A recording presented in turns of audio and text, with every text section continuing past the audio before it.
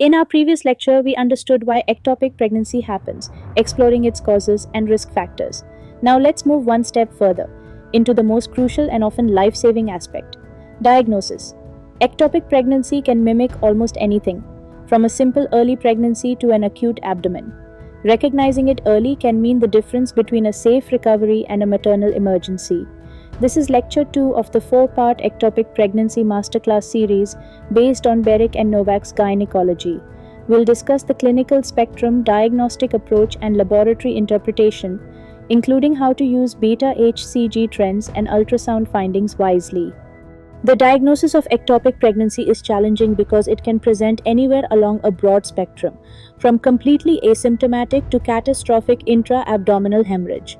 Until the location of the pregnancy is confirmed, it is labeled a pregnancy of unknown location or PUL.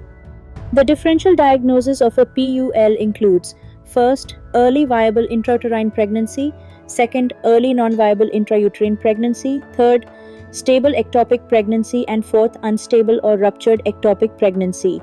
In stable patients, management depends on the combination of history, clinical findings, laboratory results, and ultrasound correlation. But in unstable cases, the goal remains hemostasis first, diagnosis later. In regions with a high prevalence of ectopic pregnancy, maintaining a high index of suspicion is essential.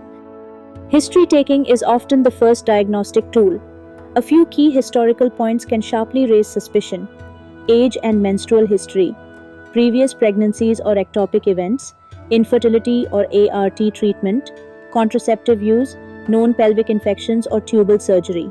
The classic triad of pain, amenorrhea, and vaginal bleeding occurs in about 60% of cases, most often in ruptured ectopic pregnancies.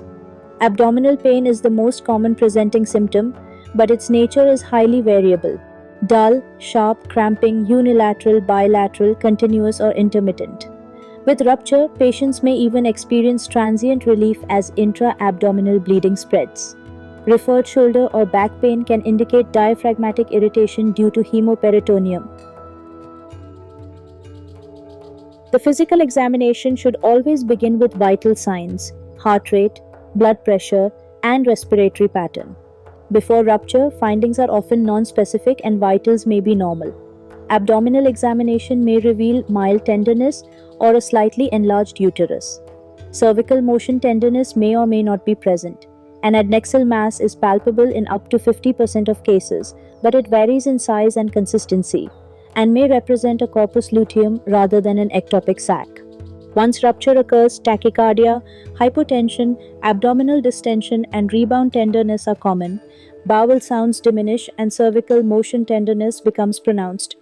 Pain and guarding often make pelvic examination difficult, limiting its diagnostic value, hence the need for adjunctive laboratory and imaging tests. Laboratory evaluation plays a central role in diagnosis. The cornerstone test is the quantitative beta HCG measurement. A urine pregnancy test can detect beta HCG at levels greater than or equal to 20 milli-international units per milliliter, while a serum assay detects as low as 5 milli-international units per milliliter.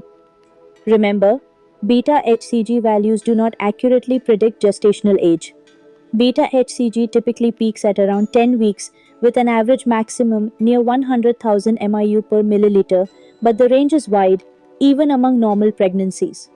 A special scenario to remember is the phantom beta HCG phenomenon, caused by heterophile antibodies or proteolytic enzymes producing a false positive serum result while the urine test remains negative. Since these antibodies are glycoproteins not excreted in urine, a negative urine test with a low-level serum positive should prompt suspicion of phantom beta HCG. In any patient with serum beta HCG below 1000 milli-international units per milliliter, confirm with a urine test before initiating treatment.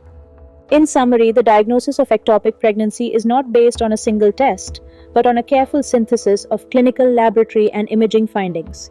History and exam identify women at risk. Quantitative beta human chorionic gonadotropin measurement and transvaginal ultrasound confirm the location. And in every case of pregnancy of unknown location, remember, the goal is simple: detect ectopic pregnancy before rupture, when fertility can still be preserved. In our next session, we'll move deeper, exploring transvaginal ultrasound findings, beta HCG discriminatory zone, and serial testing protocols. For reading, open Barek and Novak's Gynecology,